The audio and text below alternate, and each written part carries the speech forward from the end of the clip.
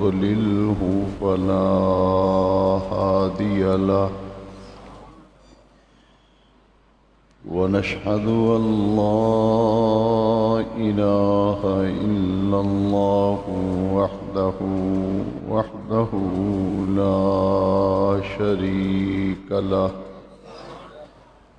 ونشهد أن سيدنا ومولانا وملجأنا ومأوانا محمدًا عبده ورسوله صلى الله تعالى عليه وعلى آله وأصحابه أجمعين. أما بعد فأعوذ بالله من الشيطان الرجيم. بسم الله الرحمن الرحيم. يا أيها الذين آمنوا لا تقدموا بين يدي الله ورسوله. وقال تبارك وتعالى في القرآن المجيد في مقام آخر: لا ترفعوا أصواتكم فوق صوت النبي. صدق الله مولانا العظيم. قد قال الله تبارك وتعالى عز وجل في شان حبيبه ونبيه مخبرا وآمرا: إن الله وملائكته يصلون على النبي. يا أيها الذين آمنوا صلوا عليه وسلموا تسليما. الصلاة والسلام عليك يا سيدي يا رسول الله وعلى آلك وأصحابك يا سيدي يا خاتم النبيين.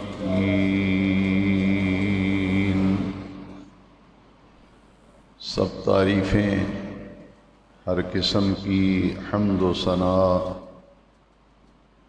اس اللہ رب العزت کے لیے ہے جس رب ذوالجلال نے اپنے فضل و کرم کے ساتھ اپنے پیارے محبوب کریم صلی اللہ علیہ وسلم کے طفیل ہمیں نور ایمان عطا فرمایا.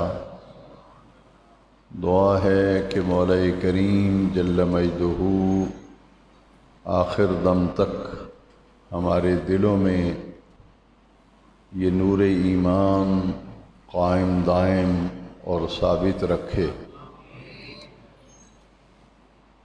آپ حضرات کے علم میں ہے کہ آج جمعۃ المبارک کے مقدس اجتماع میں محفل ذکر ادب و احترام مدینہ منورہ منعقد کی جا رہی ہے، اور یہ محفل پاک عاشق مدینہ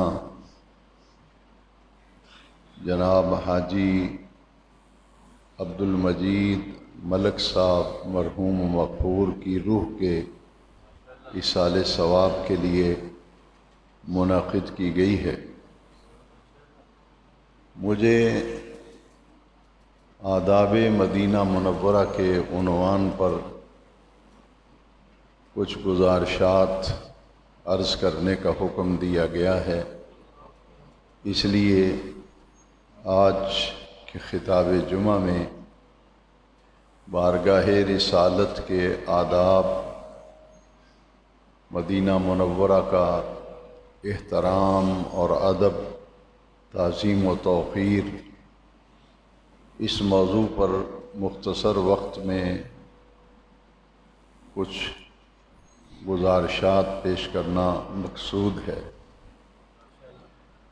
حضور کی ذات اقدس کی تعظیم اور توقیر کا حکم رب ذوالجلال نے قرآن مجید میں ارشاد فرمایا، وَتُعَزِّرُوهُ وَتُوَقِّرُوهُ۔ قرآن مجید میں اللہ تبارک و تعالی نے ارشاد فرمایا، میرے محبوب کریم صلی اللہ علیہ وسلم کی خوب تعظیم کرو، میرے محبوب کریم صلی اللہ علیہ وسلم کی خوب عزت و احترام قائم رکھو۔ وَتُعَزِّرُوهُ وَتُوَقِّرُوهُ، محبوب کی توقیر، تعظیم، ادب و احترام کا اللہ رب العزت نے قرآن مجید میں حکم دیا۔ تو حضور کی تعظیم، حضور کا احترام، حضور کا ادب جس طرح ظاہری حیات طیبہ میں تھا، اسی طرح حضور کے وصال کے بعد بھی حضور کی بارگاہ اقدس کے وہی آداب ہیں جو حضور کی ظاہری حیات طیبہ میں تھے،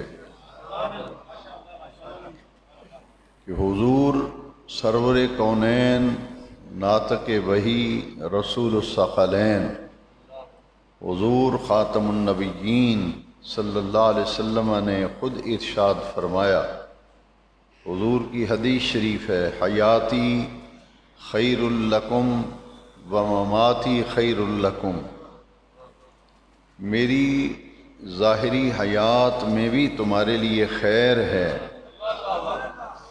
اور میرا اس دنیا کو چھوڑ کر عالم فانی سے عالم باقی کی طرف چلے جانا، اس میں بھی تمہارے لیے خیر ہے۔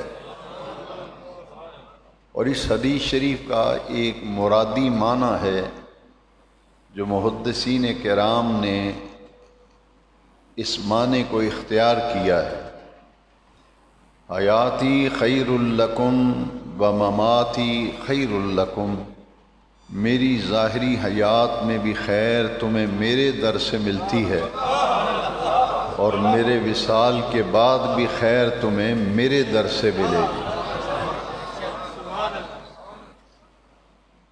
اور پھر قرآن مجید میں سورہ الحجرات میں ابتدائی آیات میں حضور کی بارگاہ اقدس کے آداب اور احترام کو رب ذوالجلال نے قرآن مجید میں بیان فرمایا، یا ایھا الذین آمنوا لا تقدموا بین یدی اللہ ورسولہ، اے ایمان والو اللہ اور اس کے رسول سے آگے نہ بڑھو، لا تقدموا بین یدی اللہ ورسولہ، حضور سے آگے بڑھنا اللہ سے آگے بڑھنا ہے، کیونکہ دوسرے مقامات پر قرآن مجید کی آیات اس کی تائید اور توثیق کرتی ہیں، ان الذین یبایعونک انما یبایعون اللہ، اے میرے محبوب کریم صلی اللہ علیہ وسلم، جو آپ کے ہاتھ پر بیعت کرتے ہیں، یہ آپ کے ہاتھ پہ کب بیعت کرتے ہیں؟ یہ تو اللہ کے ہاتھ پہ بیعت کر رہے ہیں۔ پھر قرآن مجید میں دوسرے مقام پر فرمایا من یطع الرسول فقد اطاع اللہ، جس نے حکم مانا میرے رسول کریم صلی اللہ علیہ وسلم کا، اللہ کریم ارشاد فرماتا ہے اس نے اللہ کا حکم مانا۔ تو یہاں سورہ الحجرات میں اللہ کریم نے ارشاد فرمایا لا تقدموا بین یدی اللہ ورسولہ، اللہ اور اس کے رسول سے آگے مت بڑھو۔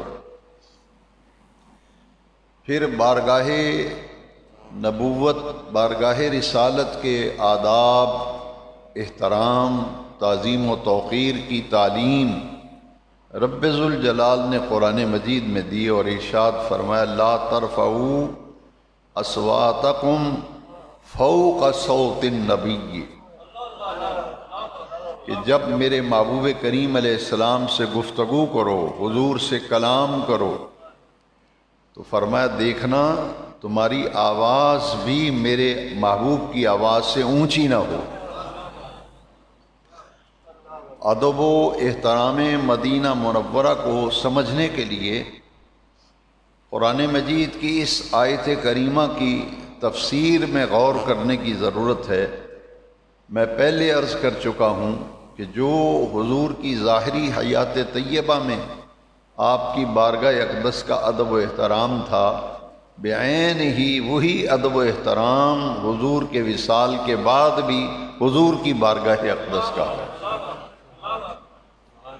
اب یہ کتنا نازک مسئلہ ہے، اس کو سمجھنے کے لیے ذرا آیت کریمہ میں غور کریں۔ لا ترفعوا اصواتکم فوق صوت النبی، کہ اپنی آواز کو بھی میرے محبوب کی آواز سے اونچا مت کرو، اور اگر تمہاری آواز میرے محبوب کی آواز سے بھی گفتگو کے دوران اونچی ہو گئی تو سزا کیا ملے گی؟ دیکھیے ان تحبط اعمالکم وانتم لا تشعرون، تمہیں پتہ بھی نہیں چلے گا تمہاری زندگی کی ساری کمائی جو نیکیوں کی صورت میں تم نے جمع کی ہے، ان تحبط اعمالکم، تمہارے سارے عمل اکارت جائیں گے، ضائع کر دیے جائیں گے، وانتم لا تشعرون، اور تمہیں پتہ بھی نہیں چلے گا۔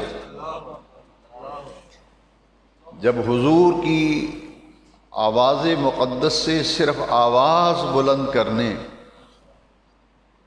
کی سزا کیا ہے کہ جتنی نیک کمائی ہے زندگی کی ساری اکارت جائے گی۔ ان تحبط اعمالکم، تمہارے سارے عمل اکارت جائیں گے، وانتم لا تشعرون، اور تمہیں پتہ بھی نہیں چلے گا، تم اپنے آپ کو متقی اور پرہیزگار اور نیکوکار سمجھتے رہو گے کہ میرے اعمال نامے میں اتنی نیکیاں ہیں، بڑا متقی ہوں، بڑا پرہیزگار ہوں، میں بڑا نیکوکار ہوں۔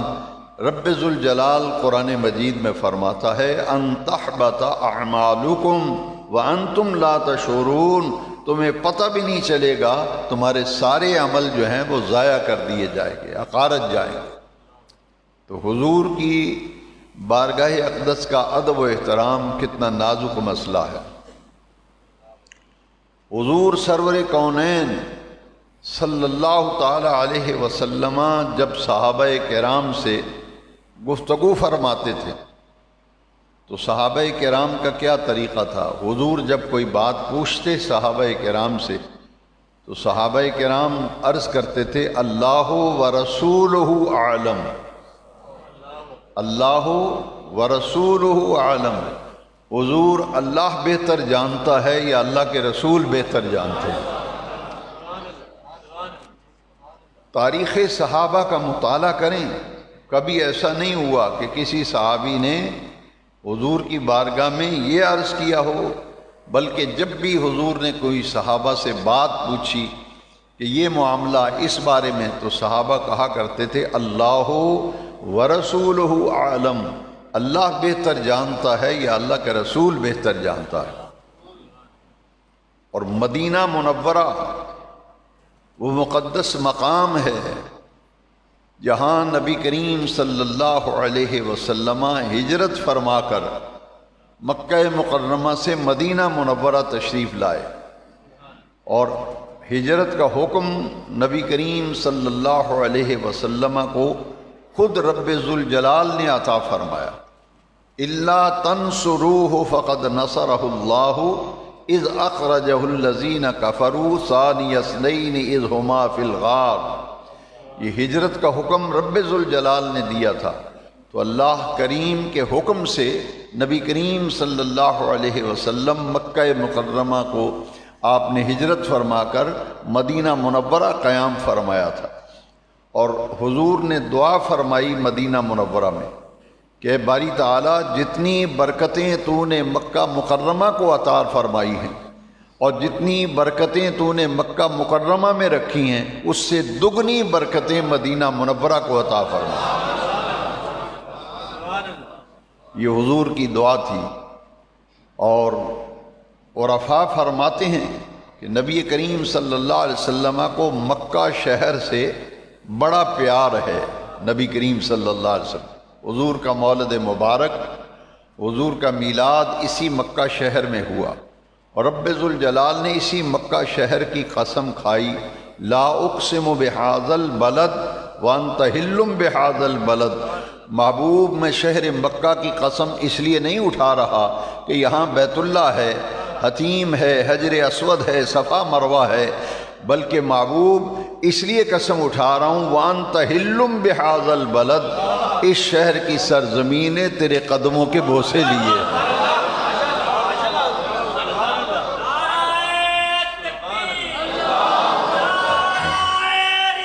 اور حضور نے حضرت عمر فاروق اعظم رضی اللہ تعالیٰ عنہ حجر اسود کا بوسہ لینے لگے تو آپ نے کیا ارشاد فرمایا؟ حجر اسود کا بوسہ لینے سے قبل دونوں ہاتھ یہاں رکھے، چومنے لگے حجر اسود کو، بوسہ لینے لگے تو پیچھے ہٹ گئے۔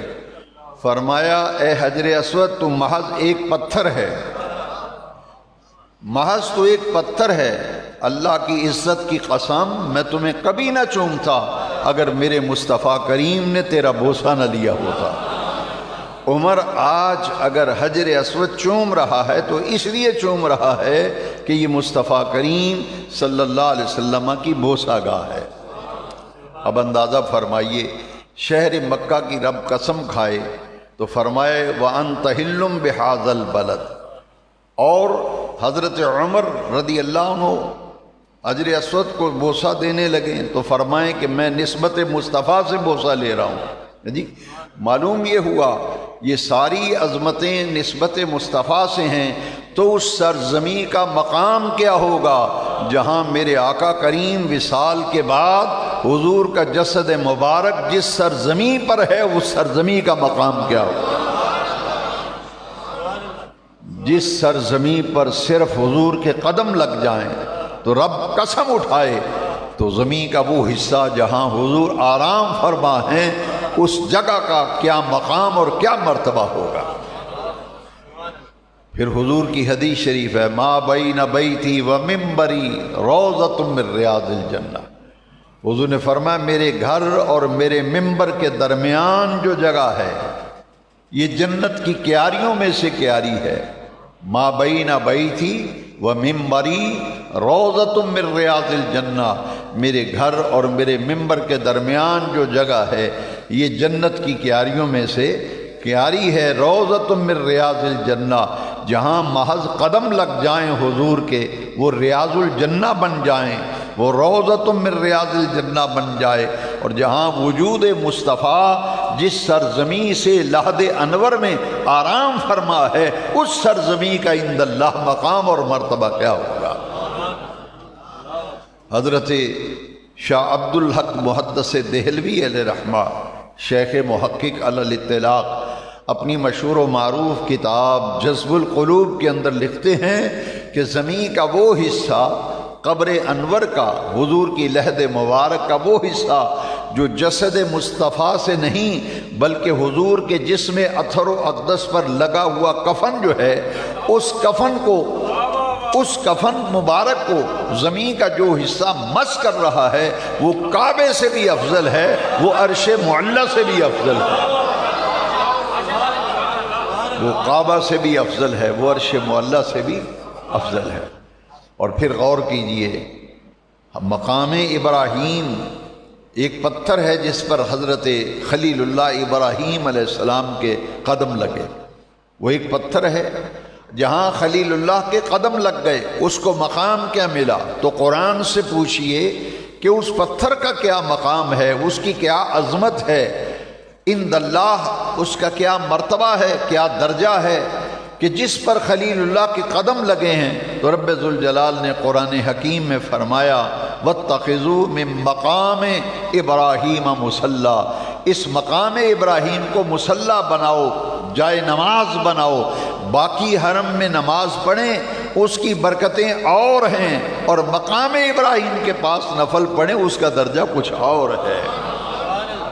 وہاں خلیل اللہ کے قدم لگے، بھئی جہاں خلیل اللہ کے قدم لگیں وہ جگہ اتنی برکت والی ہے، وہاں دعا قبول بھی ہوتی ہے۔ دعاؤں کی قبولیت کے مقامات میں سے ایک مقام مقام ابراہیم ہے، اور پھر وہاں نفل پڑھنے کا رب نے قرآن میں حکم دیا ہے۔ تو جہاں رحمت کائنات جو نبی الانبیاء ہیں، تمام نبیوں کے بھی نبی ہیں، جو امام المرسلین ہیں، تمام مرسلین کے بھی امام ہیں، جہاں آپ کا جسد مبارک لحد مبارک میں موجود ہے، اس جگہ کا پھر مقام کیا ہوگا؟ حضور کی بارگاہ ناز کے ادب و احترام کیا ہے؟ یہ پوچھنا ہے تو امام مالک سے پوچھو، یہ پوچھنا ہے تو امام مالک سے پوچھو۔ امام مالک کون ہے؟ مجتہد ہیں، اور مالکی فقہ کے وہ عظیم مجتہد ہیں جن کے ساتھ اس فقہ کی نسبت ہے، ان کے مقلد مالکی کہلاتے ہیں۔ امام مالک وہ عاشق مدینہ ہیں، کیونکہ آج عاشق مدینہ کے ایصال ثواب کے لیے ان کے عرس مبارک کی یہ محفل ہے، تقریب ہے، تو پھر اندازہ فرمائیے جو عاشق ہوتے ہیں ان کے انداز بھی نرالے ہوتے ہیں، ان کے انداز بھی نرالے ہوتے ہیں۔ امام مالک ساری زندگی میں صرف ایک مرتبہ حج کیا تھا۔ کتنے حج کیے تھے امام مالک؟ ایک حج، اور ساری زندگی گزاری کہاں؟ مدینہ منورہ میں، ساری زندگی مدینہ منورہ میں بسر کی، اور زندگی بھر صرف ایک حج کیا، پھر حج پہ تشریف نہیں لے گئے۔ کیوں؟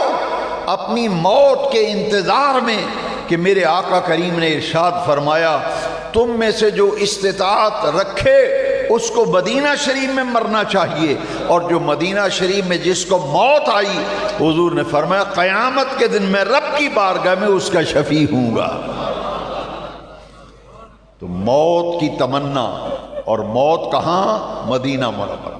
آئیے ذرا حضور کی ظاہری حیات طیبہ کے دور کے بعد دیکھیے، حضرت عمر فاروق رضی اللہ، حضور نے فرمایا جو مدینہ منورہ میں جس کو موت آئی اور جو مدینہ شریف جنت البقیع میں دفن ہوا، فرمایا قیامت کے دن میں اپنے رب کی بارگاہ میں اس کی شفاعت کروں گا، جو صاحب ایمان۔ اب یہ اندازہ فرمائے حضرت عمر فاروق رضی اللہ عنہ، امام مالک کی یہ تمنا تھی کہ موت آئے تو مدینہ شریف میں، اس لیے ساری زندگی ایک ہی حج کیا۔ حج کرنے نہیں گئے اس لیے کہ دوران سفر اگر موت آ گئی یا کسی اور مقام پہ موت آ گئی، میں موت کا متمنی ہوں کہ موت آئے تو دیار حبیب میں آئے، موت آئے تو شہر مدینہ منورہ میں آئے، آقا کے شہر میں موت آئے۔ اس تمنا کے اندر حضرت امام مالک نے ساری زندگی مدینہ منورہ میں گزارا، اور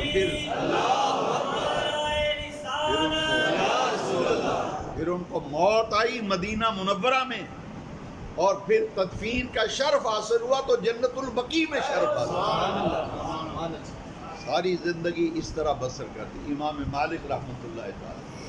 حضرت عمر فاروق رضی اللہ، امام مالک تو تمنا کر رہے ہیں، اور تمنا اور خواہش پوری ہوئی، موت مدینہ شریف میں آئی اور دفن بھی مدینہ منورہ میں ہوئے، اور مدینہ شریف کے ادب و احترام کی کیفیت کیا تھی.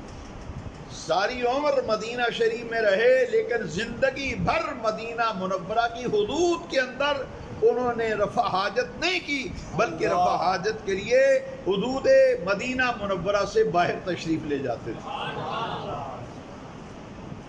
مدینہ شریف کی حدود سے باہر تشریف لے جاتے تھے امام مالک رحمۃ اللہ. اور جب چلتے تھے، اللہ اکبر، مدینہ پاک کی جب گلیوں میں چلتے تھے تو درمیان میں، گلی میں، راستے میں درمیان میں نہیں چلتے تھے، بلکہ دیواروں کے ساتھ ہاتھ لگا کر کے دیواروں کے ساتھ ساتھ چلتے تھے. کیوں؟ کسی نے پوچھا کہ اس میں کیا حکمت ہے؟ گلی کھلی ہے، راستہ کھلا ہے، آپ دیواروں کے ساتھ ٹیک لگا کر کے چلتے ہیں. آپ نے فرمایا صرف اس لیے کہ کہیں میرا قدم، میرا پاؤں اس مقام پر نہ آ جائے جہاں حضور کے قدم ہے. دیواروں کے ساتھ ٹیک لگا، دیواروں کو چومتے تھے. جب گزرتے تھے مدینہ منورہ میں تو چومتے تھے. کسی نے پوچھا کہ اے مالک تم دیوانے ہو، ان دیواروں کو چومنے کا کیا فائدہ؟ فرمایا ممکن ہے ان دیواروں پر مصطفیٰ کریم کی نگاہ مبارک پڑی، حضور کی نگاہ مبارک نے اس دیوار پر پڑی ہو، اور میں حضور کی محبت میں، احترام میں، شہر مدینہ منورہ کا یہ ادب ہے، احترام ہے کہ زندگی بھر بول و براز کے لیے حدود حرم سے باہر تشریف لے جاتے تھے، اور زندگی بھر چلتے تو دیوار کے ساتھ ساتھ دیوار اور چلتے بھی جاتے تھے. اور ساری زندگی مسجد نبوی شریف میں حدیث شریف پڑھائی امام مالک نے. اور جب حدیث شریف پڑھاتے، آج کوئی عالم حدیث بیان کرے گا تو کہے گا قال رسول اللہ صلی اللہ علیہ وسلم، قال نبی اللہ صلی اللہ علیہ وسلم، اللہ کے پیارے نبی کریم نے فرمایا، اللہ کے پیارے رسول کریم نے فرمایا. ہر حدیث پڑھانے والا، ہر درس دینے والا، ہر بیان کرنے والا یہی کہے گا قال رسول اللہ صلی اللہ علیہ وسلم، پیارے اللہ کے پیارے رسول کریم نے فرمایا، نبی کریم صلی اللہ علیہ وسلم فرمایا. امام مالک جب حدیث پڑھتے تھے، پڑھاتے تھے، فرماتے تھے قال صاحب البیت، قال صاحب البیت، اس گھر میں جو ہستی پاک آرام فرما ہے اس ہستی پاک نے فرمایا. اس گنبد خضرا میں جو ہستی پاک آرام فرما ہے اس ہستی پاک نے یوں فرمایا، اس ہستی پاک نے یوں فرمایا، اس ہستی پاک نے یوں فرمایا جو اس گنبد خضرا کے سائے میں ہستی پاک آرام فرما. اور میرے آقا کریم کی بارگاہ کے ادب و احترام بڑا ایک نازک حساس مسئلہ ہے. اگر اس کی نوعیت پوچھنی ہے تو امام احمد رضا کے بھائی کو پوچھ لیں. یہ محض وہ تمام آیات، وہ تمام احادیث جو میں نے ادب و احترام مدینہ منورہ کے حوالے سے آپ کی خدمت میں عرض کی ہیں، ان تمام قرآنی آیات اور احادیث مبارکہ کا مفہوم سمجھنے کے لیے اس میں ذرا غور کیجئے کہ سیدی امام احمد رضا اعلیٰ حضرت جب مدینہ منورہ گئے، حاضر ہوئے حج کے موقع پر، تو آپ کے پائے مبارک میں مدینہ شریف کا ایک کانٹا چبھ گیا. حضور کے شہر مبارک کا ایک کانٹا امام احمد رضا کے پاؤں میں چبھ گیا. سیدی اعلیٰ حضرت نے وہ کانٹا نکالا پاؤں سے تو اسے پھینکا نہیں، کیونکہ یہ کانٹا جو ہے یہ مدینہ منورہ کا تھا، مدینہ منورہ کا تھا. نکالا اور اس کانٹے کو چوما، بوسہ لیا، کانٹے کا بوسہ لے کر پھر آنکھوں پہ رکھا، پھر اس کانٹے کی نوک پکڑ کر دل کے اوپر رکھی. اعلیٰ حضرت کے بھائی مولانا حسن رضا خان استاد زمن اس سفر حرمین شریفین میں امام احمد رضا کے ساتھ تھے. اللہ اکبر، ساتھ تھے.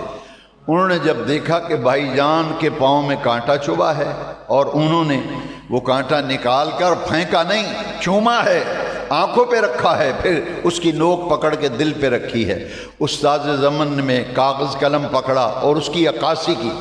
استاذ زمن کیا لکھتے ہیں کہ یہ بھائی جان نے جو عمل کیا ہے اس کیا ہے؟ فرماتے ہیں گویا یوں بھائی جان کہہ رہے تھے، اے خار صحرائے نبی، اے خار صحرائے نبی، پاؤں سے تیرا کیا کام، آ میری جان میرے دل میں ہے رستہ تیرا۔ احمد رضا گویا یہ کہہ رہے ہیں کہ او مدینہ شریف کے کانٹے، تو دل سے تیرا پاؤں سے کیا کام ہے، کاش تو چبھتا تو احمد رضا کے دل میں پیوست ہو جاتا۔ اے خار صحرائے نبی، پاؤں سے تیرا کیا کام، آ میری جان میرے دل میں ہے رستہ تیرا۔ اندازہ فرمائیے جو مدینہ شریف کے کانٹے کا اتنا احترام کرتا ہے، ادب کرتا ہے، وہ حضور کی ذات اقدس کے ادب و احترام کی کیفیت کیا ہوگی، اور مدینہ پاک کے ادب و احترام کا اس شخصیت کا کیا مقام ہوگا جو مدینہ شریف کے کانٹے کا اتنا ادب و احترام کر رہا ہے۔ اس شاکان مدینہ جب مدینہ منورہ جاتے ہیں، اب جائیں تو مدینہ شریف کا ٹیکسی ڈرائیور بھی آپ کو کہے گا، ان پڑھ سے ان پڑھ بندہ جس کو کوئی علم نہیں، اس سے بھی جب مدینہ شریف کی آپ بات کریں گے تو ہر ڈرائیور آپ کو کہے گا کلو مدینہ برقہ، کلو مدینہ برقہ، ماشاءاللہ مدینہ، کلو مدینہ برقہ۔ ہر صغیر و کبیر کہے گا آپ کو کہ مدینہ شریف سارے کا سارا برکت ہی برکت ہے، برکت ہی برکت ہے۔ اور پھر کہیں گے تو کہیں گے کلو مدینہ شفا، بھائی مدینہ شریف تو یہ شہر شفا ہے، یہاں بیمار آتا ہے تو مدینہ پاک سے شفا یاب ہوتا ہے۔ یہ مدینہ شریف کے ادب و احترام کی یہ کیفیت امام مالک رحمۃ اللہ علیہ اور حضرت عمر بھی یہ تمنا کرتے تھے، مدینہ شریف کا کیا مقام، کیا ادب، کیا احترام۔ ذرا غور کیجئے کہ حضرت عمر دعا مانگتے ہیں، اللہم اجعل موتی شہادتاً فی سبیلک وفی بلد رسولک، باری تعالیٰ مجھے شہادت کی موت عطا کر اور اپنے محبوب کے شہر مدینہ منورہ میں موت عطا کر۔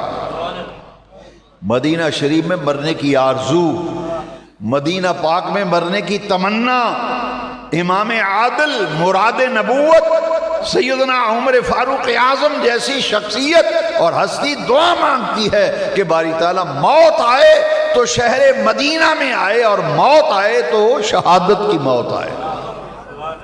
تو مدینہ شریف میں مرنے والے کی حضور نے فرمایا قیامت کے دن میں اللہ کی بارگاہ میں شفاعت کروں۔ میرے نبی کریم علیہ السلام نے فرمایا طاعون اور دجال مدینہ شریف کی حدود میں داخل نہیں ہو سکتے، حضور کی حدیث شریف۔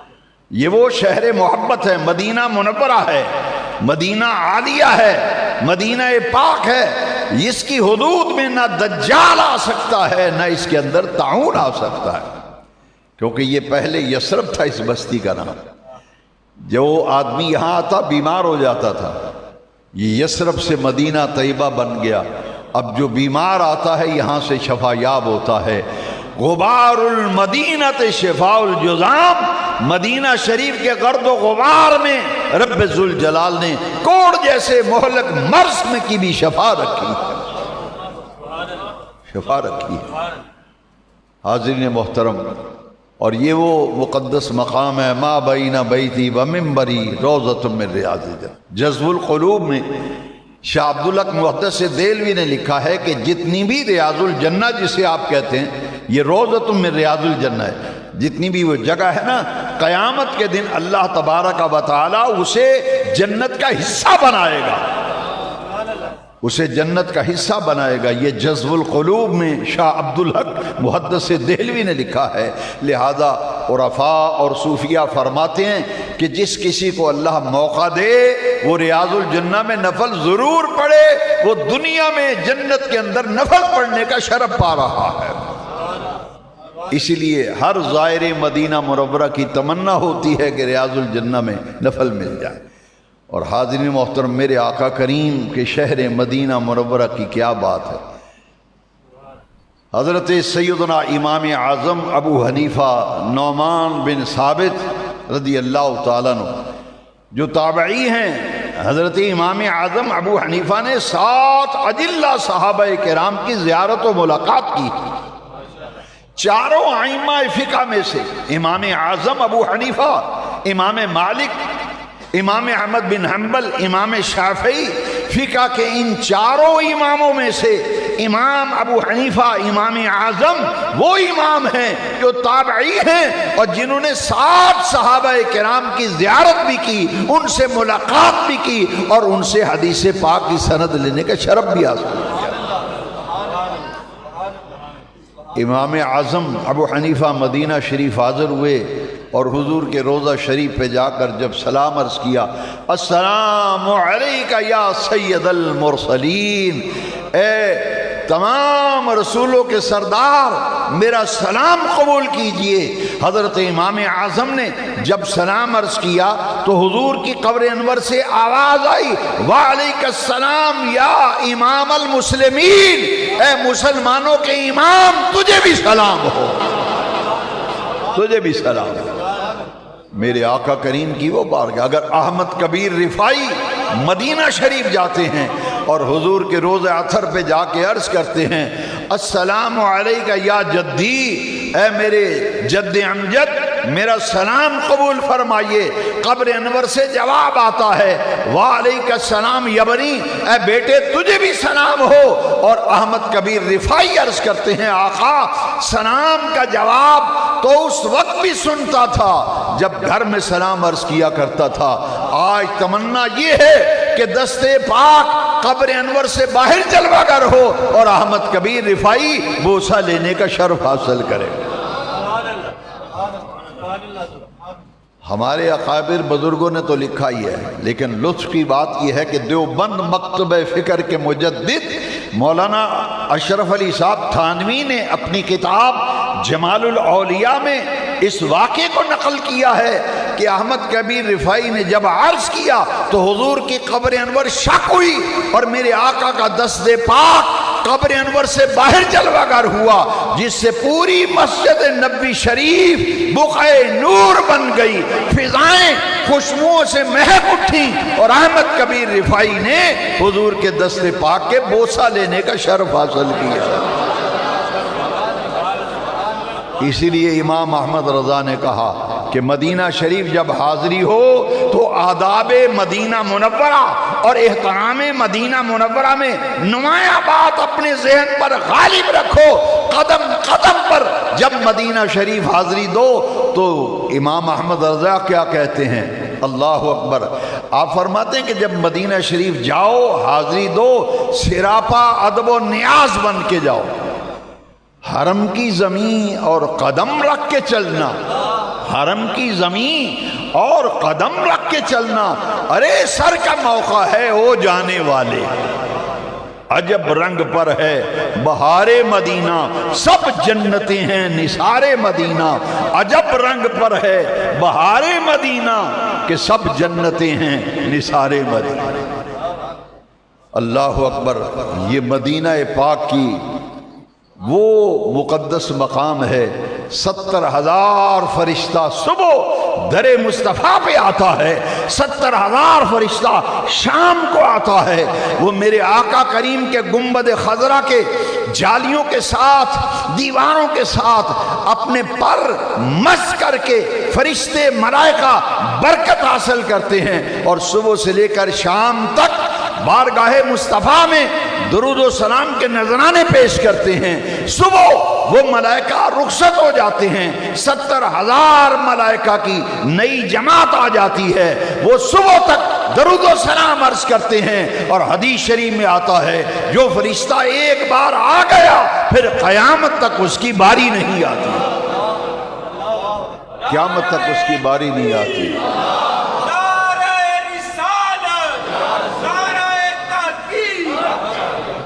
حاضرین محترم، مدینہ شریف کی برکتوں کا کیا کہنا، عظمتوں کا کیا کہنا. اور جب مدینہ شریف حاضری ہو، ان فضاؤں میں جب آدمی حاضری دیتا ہے، اللہ اکبر. ظہوری صاحب نے کہا تھا جب مسجد نبوی کے مینار نظر آئے، جب مسجد نبوی کے مینار نظر آئے، اللہ کی رحمت کے آثار نظر آئے، اللہ اکبر، بس یاد رہا اتنا، سینے سے لگی جالی، پھر یاد نہیں کیا کیا انوار نظر آئے۔ جب مدینہ شریف سے واپس آئے تو فرمایا چھوڑ آیا ظہوری، دل جان مدینے میں، اب جینا یہاں مجھے دشوار نظر آئے۔ یہ وہ شہر محبت ہے۔ حاضرین محترم، تاریخ مدینہ منورہ، جذب القلوب فی دیار المحبوب، حضرت شاہ عبداللہ محدث دہلوی نے شہر مدینہ پاک کی فضیلت پر، عظمت پر ایک کتاب فارسی میں لکھی، جذب القلوب، اس کا اردو میں ترجمہ ہو چکا ہے۔ وہ کتاب پڑھیں تو ایمان تازہ ہوتا ہے کہ رب ذوالجلال نے اس شہر مدینہ شریف کو کیا کیا عظمت عطا فرمائی۔ میرے آقا کا یہ شہر محبت، گنبد خضرا پہ نظر جب ہوتی ہے، اللہ اکبر اللہ اکبر، رحمت خداوندی برستی ہے۔ وہ مقدر والا ہے جس کو مدینہ شریف کی حاضری نصیب ہوتی ہے۔ الہی دکھا دے مدینہ کیسی بستی ہے، جہاں رات دن مولا تیری رحمت برستی ہے۔ الحاج ملک عبد المجید صاحب، جن کا مشہور و معروف لقب تھا عاشق مدینہ، وہ ایسے نہیں تھا۔ مدینہ شریف جب بھی حاضر ہوتے تھے تو عجب کیفیت ہوتی تھی جنہوں نے مدینہ شریف میں ان کو دیکھا۔ میں ان کی خاص بات کرتا ہوں چونکہ ان کے ایصال ثواب کے لیے محفل پاک ہے۔ وہ اگر مدینہ شریف میں حاجی عبد المجید صاحب سے کسی نے ملنا ہوتا نا تو سب کو پتا تھا کہ باب جبریل پہ ملتے ہیں۔ باب جبریل، یہ وہ جگہ ہے جہاں جبریل امین آسمانوں سے آتے تھے اور حضور کی بارگاہ میں آ کر حاضری دیا کرتے تھے۔ تو حاجی صاحب اس جگہ کا انتخاب اس لیے کرتے تھے، فرماتے تھے کیا مقام ہوگا کہ فرشتوں کا سردار سید الملائکہ بارگاہ نبوت میں حاضری دے رہا ہے، تو اندازہ لگاؤ وہ جگہ کتنی برکتوں والی ہوگی، جہاں رحمت کائنات جبریل کو ملاقات کا شرف بخشتے تھے۔ اور میں سرکار سے یہ عرض کرتا ہوں، آقا یہاں جبریل کی قسمت جاگی، آپ نے زیارت کا شرف عطا کیا، عبد المجید کو بھی یہاں زیارت کا شرف عطا کیا۔ یہاں جبریل کو نوازا زیارت سے، عبد المجید کو بھی نواز دو۔ پھر سرکار کی زیارت ہوئی حاجی صاحب کو جاگتے ہوئے مدینہ منورہ، اور وہ زیارت باب جبریل پہ ہوئی، اور میرے آقا کریم کا ایک موئے مبارک بھی انہیں عطا کیا گیا، ایک موئے مبارک عطا کیا گیا۔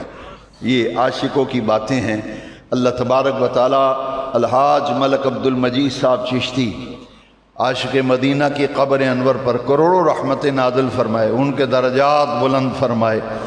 اور اتنی محبت کے آدمی تھے کہ یہاں جمعہ پڑا، پھر درود شریف کی محفل، درود شریف سے تو اتنی محبت تھی نا کہ درود شریف کی کتابیں لاکھوں کی تعداد میں خود چھپواتے تھے اور چھپوا کر فری تقسیم کرتے تھے۔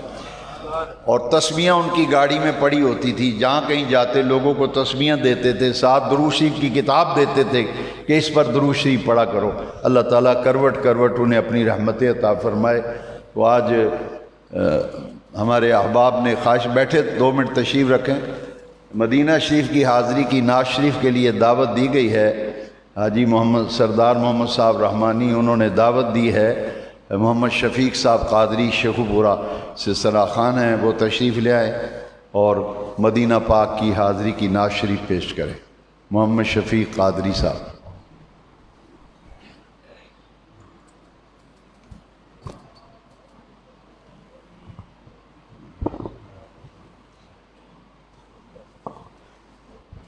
نہیں آئے؟ اچھا دیکھو،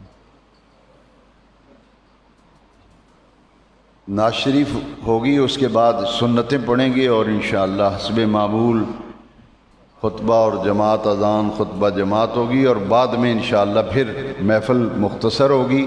محمد سعید احمد صاحب رحمانی نماز جمعہ کے بعد حاجی صاحب کے ایصال ثواب کے لیے محفل میں نعت شریف پڑھیں گے، اور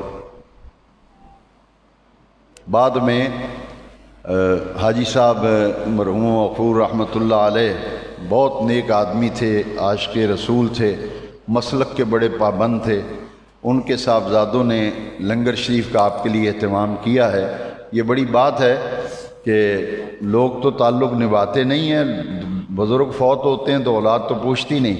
انہوں نے دیکھے کتنی محبت ہے کہ والد صاحب شاہ کوٹ میں ان کا جمعے کے لیے گئے تھے، یہاں وصال ہوا ہے تو ان کے سالانہ ختم شریف کا عرس پاک کا اہتمام بھی اس جمعے کے اجتماع میں کیا ہے، اور ان کے صاحبزادے تشریف لائے ہوئے ہیں۔ آج سارا لنگر شریف ان کی طرف سے ہے، انہوں نے اپنے والد صاحب کے اصال ثواب کے لیے اس محفل کا اہتمام کیا ہے۔ ان کے لیے بھی میں دعا کرتا ہوں، جناب حاجی ملک محمد نبیل صاحب وہ آگے تشریف لے آئیں اور یہاں آ جائیں آگے، اور مدینہ شریف کی نعت شریف ہوتی ہے، پھر انشاءاللہ خطبہ جماعت اور نماز کے بعد بھی محفل جاری رہے گی، اور محفل کے بعد پھر ختم شریف پڑھا جائے گا اور لنگر تقسیم ہوگا۔ سب حضرات تشریف رکھیں۔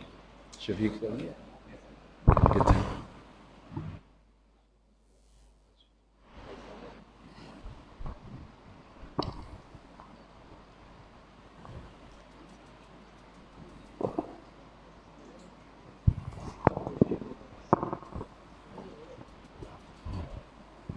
محمد شفیق قادری صاحب آگے۔ 29 ستمبر کو بروز منگل عشاء کی نماز کے بعد چراغ گولڈا شریف حضرت قبلہ عالم پیر طریقت حضرت قبلہ پیر سید نصیر الدین نصیر شاہ صاحب رحمۃ اللہ تعالی علیہ آپ کے عرس پاک کی محفل 29 ستمبر بروز منگل بعد از نماز عشاء اسی جامع مسجد میں منعقد ہوگی۔ محمد اعجاز گولڑوی انہوں نے اس محفل کا اہتمام انعقاد کیا ہے۔ محفل کے بعد لنگر شریف کا بھی انتظام ہوگا۔ 29 ستمبر بروز منگل بعد از عشاء عرس حضرت پیر سید نصیر الدین نصیر صاحب گولڈا شریف آپ کا عرس پاک ہے۔ محمد اعجاز گولڑوی محفل منعقد کر رہے ہیں، لنگر شریف کا بھی اہتمام ہوگا۔ پڑھیے صلی اللہ علیہ یا رسول اللہ وسلم علیہ یا حبیب اللہ۔ حاجیو آؤ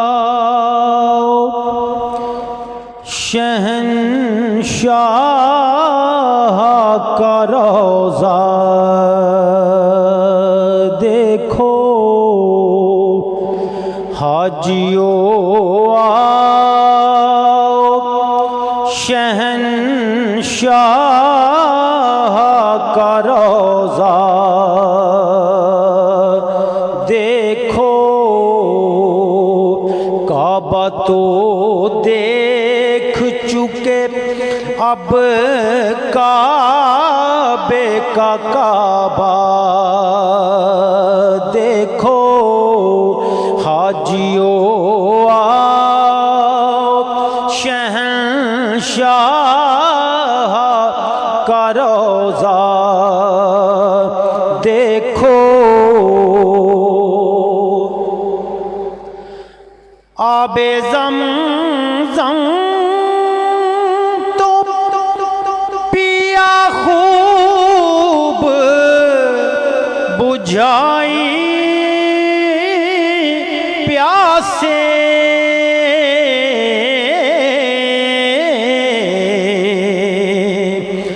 آب زمزم تو پیا خوب بجھائی پیاسے، آؤ جود شاہ کوثر کا بھی دریا دیکھو، حاجیو آؤ شہنشاہ کا روضہ دیکھو۔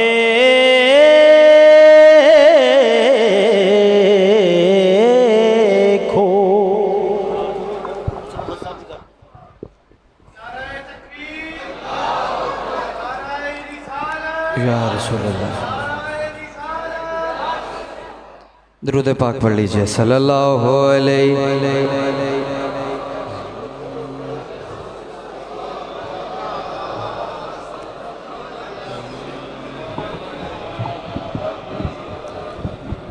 حبیب اللہ صلی اللہ علیہ کا یا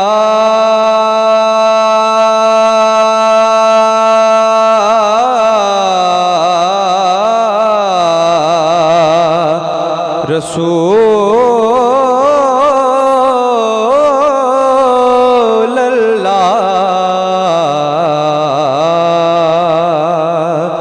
وسلم علیہ کا یا حبیب اللہ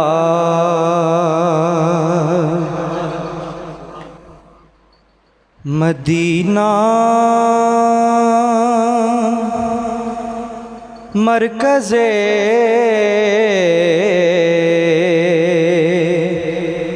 مہر و وفا ہے مدینہ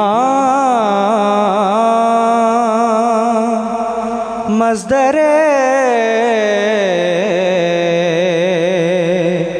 جود و سخا مدینہ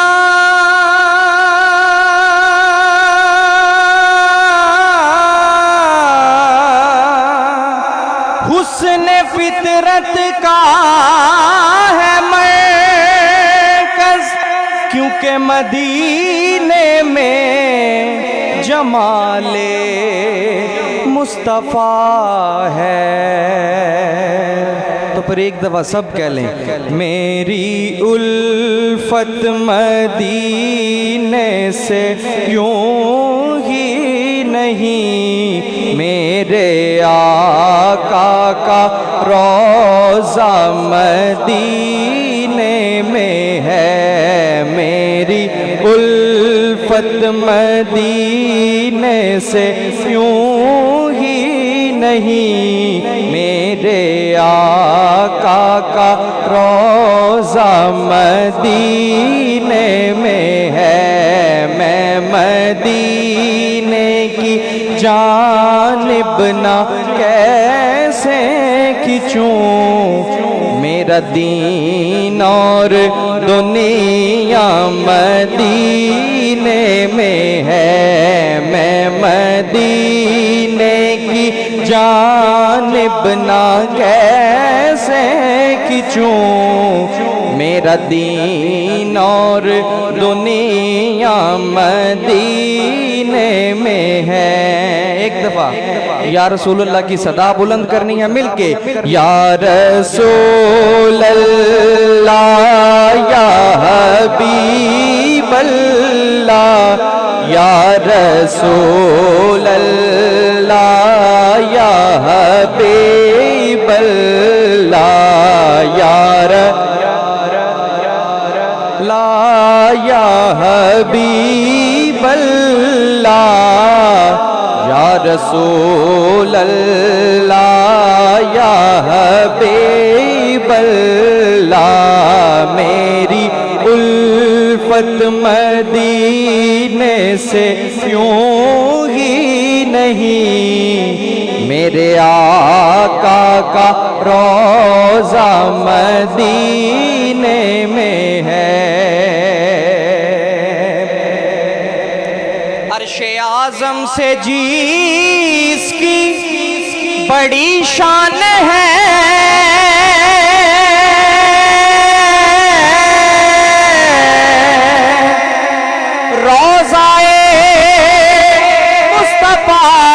جس کی پہچان ہے روضائے مصطفیٰ جس کی پہچان ہے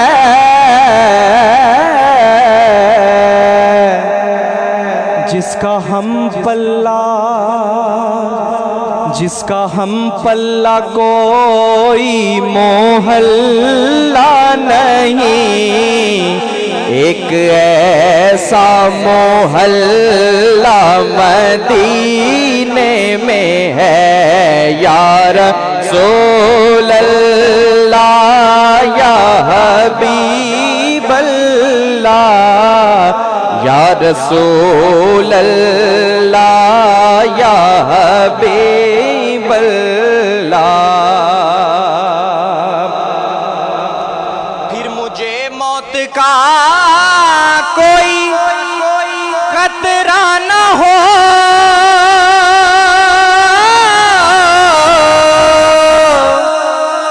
موت کیا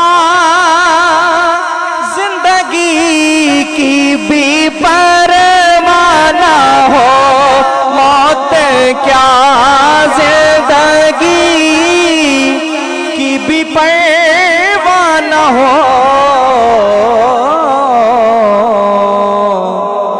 کاش سرکار ایک بار مجھ سے کہیں اب تیرا مرنا جینا مدینے میں ہے.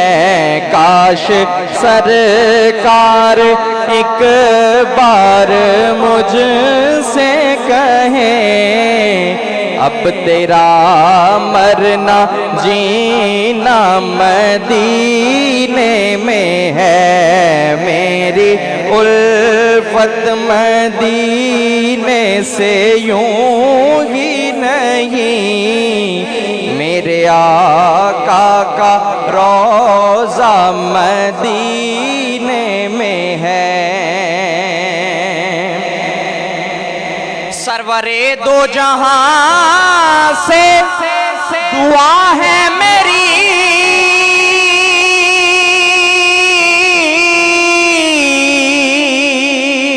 ہاں بدو چشم تر التجا ہے میری، ہاں بدو چشم تر التجا ہے میری.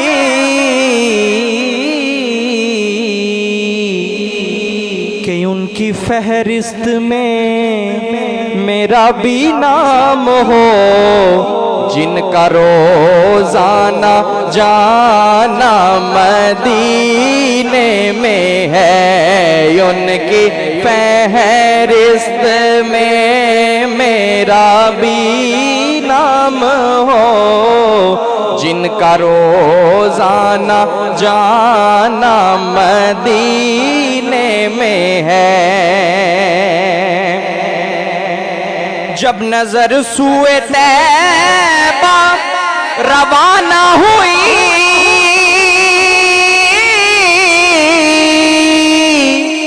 ساتھ دل بھی گیا ساتھ جان بھی گئی، ساتھ دل بھی گیا ساتھ جان بھی گئی.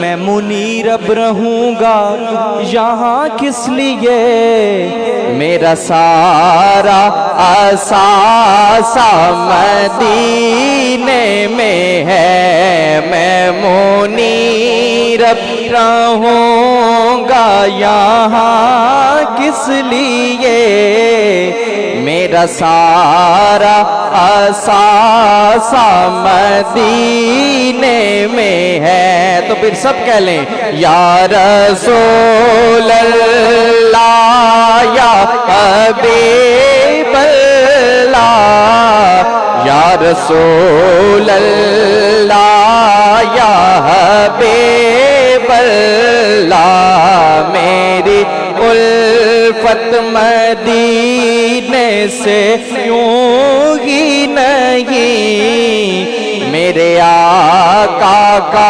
روضہ مدینے میں ہے. میں مدینے کی جانب نہ کیسے کھینچوں، میرا دین اور دنیا مدینے